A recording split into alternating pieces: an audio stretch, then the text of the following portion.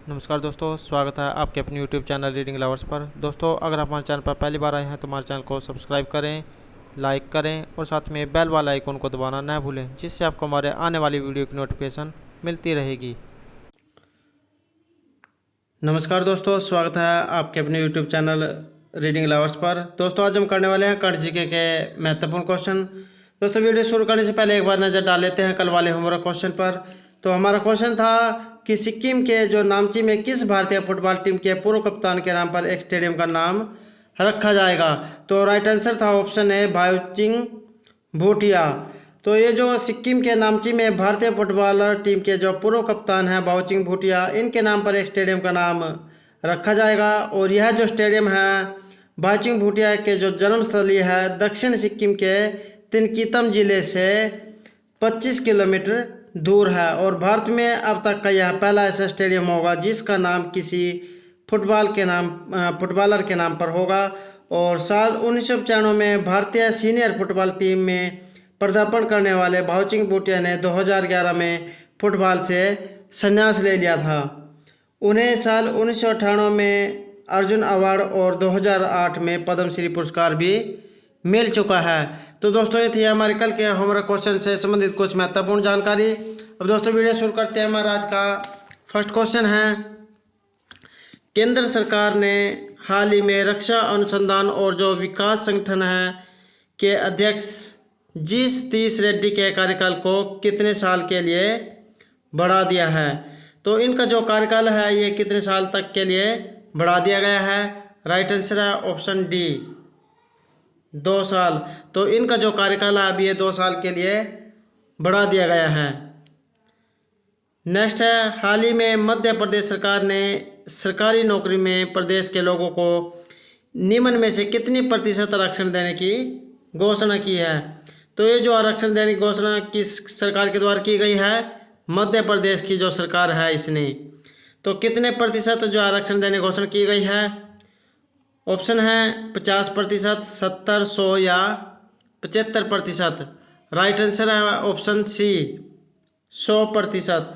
तो मध्य प्रदेश की जो सरकार है इसने नौकरियों में जो युवा व्यक्ति हैं उनको जो है 100% जो आरक्षण देने की घोषणा की गई है। नेक्स्ट है, केंद्र सरकार ने कोरोना महामारी को देखते हुए जो ड्राइविंग लाइसेंस एवं जो वाहन संबंधी अन्य दस्तावेज है उनके नवीनीकरण की सीमा कब तक के लिए बढ़ा दी है। तो ये जो अब जैसे अब कोरोना महामारी फैली हुई है तो सरकार ने जो इसको देखते हुए जो जिनके जो ड्राइविंग लाइसेंस और वाहन संबंधी जो दस्तावेज थे जिनकी वैधता ख़त्म हो गई थी उनकी जो समय सीमा है उसको कब तक के लिए बढ़ा दिया है। तो ऑप्शन है 15 अक्टूबर, 31 दिसंबर, 25 नवंबर या 10 दिसंबर। तो उनकी जो सीमा है उसको 31 दिसंबर तक के लिए बढ़ा दिया गया है। राइट आंसर है ऑप्शन बी 31 दिसंबर तक जो है अब उनको जो है कोई भी घबराने की जरूरत नहीं है। तो उनके जो ड्राइविंग लाइसेंस या वाहन संबंधी जो दस्तावेज है वो अब जो 31 दिसंबर तक उसको अपडेट करवा सकते हैं। नेक्स्ट है, दिल्ली अल्पसंख्यक आयोग का जो चेयरमैन है किसे नियुक्त किया गया है। तो ये जो अल्पसंख्यक आयोग का चेयरमैन कौन बने हैं। ऑप्शन है जाकिर खान, रोहित शर्मा, कमल त्यागी या राहुल सचदेवा। तो ये बने हैं Zakir Khan. Right answer option A. दोस्तों, अगर आपको हमारे क्वेश्चन अच्छे लगते हैं तो लाइक जरूर कीजिएगा और कमेंट बॉक्स में लिखिएगा कि आपको हमारे क्वेश्चन कैसे लगे हैं। और अगर आपने हमारी पहले वाली वीडियो नहीं देखी है तो उसे आप आई बटन पे क्लिक करके देख सकते हैं। और इस वीडियो की जो PDF है आप हमारे टेलीग्राम ग्रुप से भी प्राप्त कर सकते हैं, उसका लिंक आपको डिस्क्रिप्शन में मिल जाएगा। तो नेक्स्ट क्वेश्चन है, केंद्र सरकार के द्वारा अश्विनी भाटिया को किस बैंक का नया प्रबंध निदेशक नियुक्त किया गया है। तो ये जो अश्विनी भाटिया है अब किस बैंक के नए जो प्रबंध निदेशक ये नियुक्त किए गए हैं। ऑप्शन है PNB, SBI, देना बैंक या बैंक ऑफ बड़ौदा।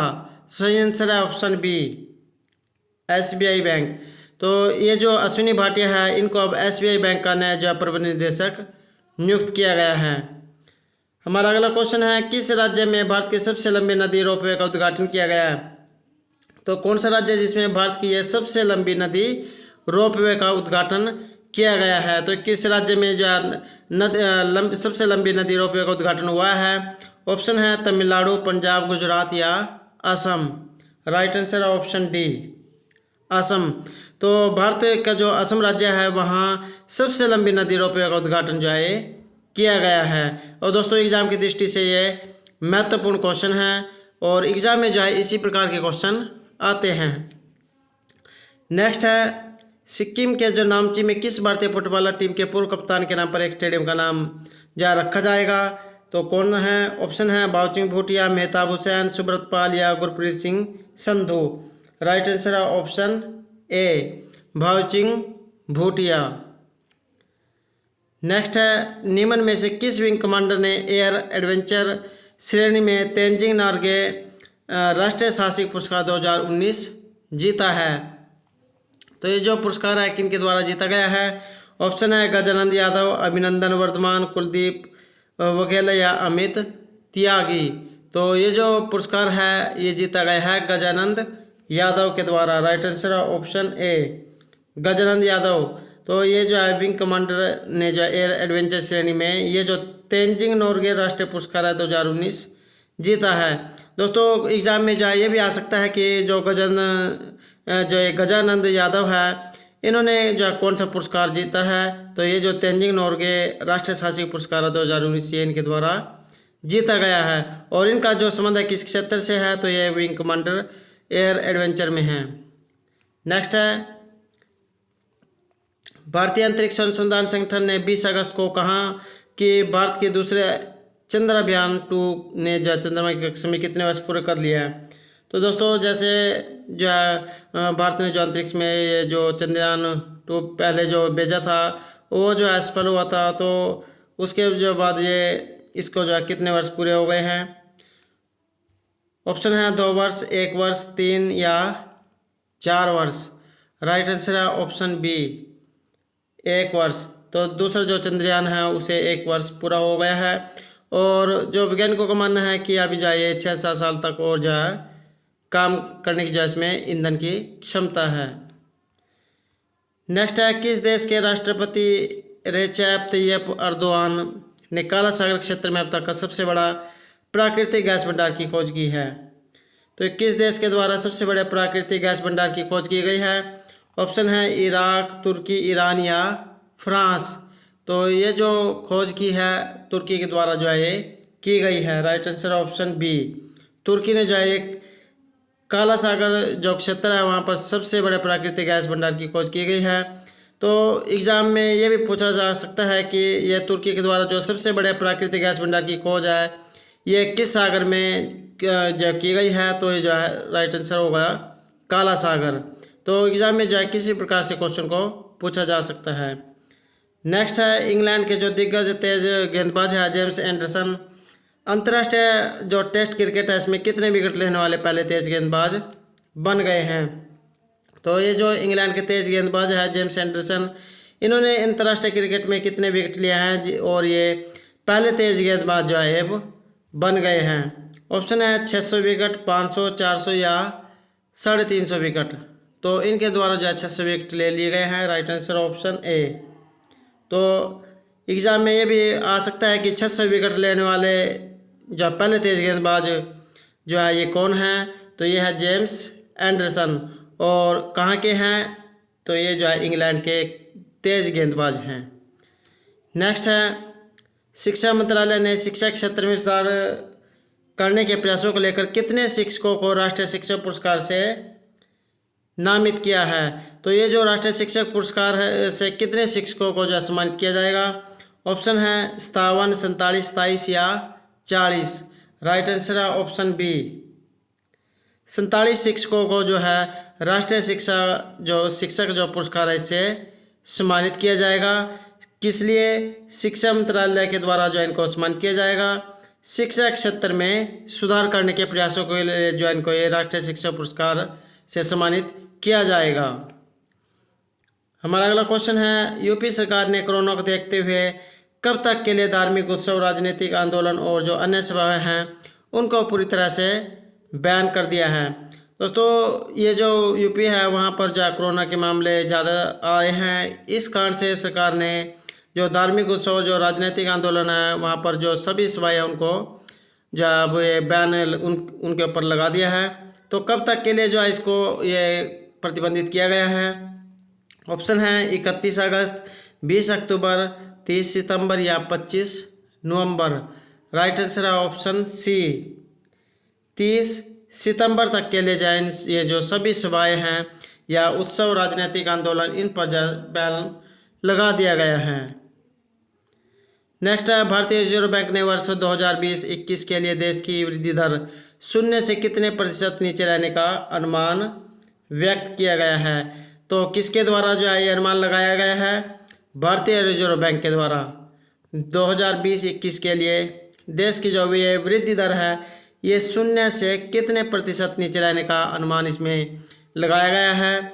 ऑप्शन है 2.5%, 3.5%, 6.5% या 4.5%। राइट आंसर है ऑप्शन डी। तो 4.5% जो है इसमें अनुमान लगाया गया है। हमारा अगला क्वेश्चन है, किस देश की सरकार ने अपने कोविड-19 वैक्सीन स्पुतनिक 5 के उत्पादन और तीसरे चरण के क्लिनिकल ट्रायल के लिए भारत से सहयोग मांगा है? तो ये कौन से देश की सरकार है जिसने कोविड-19 वैक्सीन की जो स्पुतनिक 5 है इसके उत्पादन और तीसरे चरण के लिए जो है क्लिनिकल ट्रायल के लिए भारत से सहयोग मांगा है? ऑप्शन है नेपाल, चीन, रूस या जापान। तो ये जो सहयोग है ये रूस के द्वारा मांगा गया है। राइट आंसर ऑप्शन सी, रूस। और रूस के द्वारा जो है हाल ही में जो है एक जो कोरोना वैक्सीन है उसका ट्रायल किया गया था। नेक्स्ट है, भारत और एशियाई इंफ्रास्ट्रक्चर इन्वेस्टमेंट बैंक ने मुंबई में जो उपनगरीय रेलवे प्रणाली है इसकी जो है जो नेटवर्क क्षमता, सेवा गुणवत्ता और सुरक्षा में सुधार हेतु कितने मिलियन डॉलर के ऋण समझौते पर हस्ताक्षर किए हैं? ऑप्शन है 200 मिलियन, 500, 300 या 400। तो ये जो है 500 मिलियन डॉलर पर जो हस्ताक्षर हुए हैं। Right answer option B, 500 million. तो किसके बीच हुए हैं? भारत और जो एशियाई इंफ्रास्ट्रक्चर इन्वेस्टमेंट बैंक है इसने जो मुंबई में जो ये उपनगरीय जो रेलवे प्रणाली है इसकी नेटवर्क क्षमता, सेवा गुणवत्ता और सुरक्षा में सुधार के लिए जो है 500 मिलियन डॉलर का जो ऋण है इस पर हस्ताक्षर किए हैं। नेक्स्ट है, भारतीय रिजर्व बैंक आरबीआई मुक्त बाजार परिचालन के जरिए कुल कितने करोड़ रुपए मूल्य की सरकारी प्रतिभूतियों के साथ साथ खरीदारी बिक्री करेगी?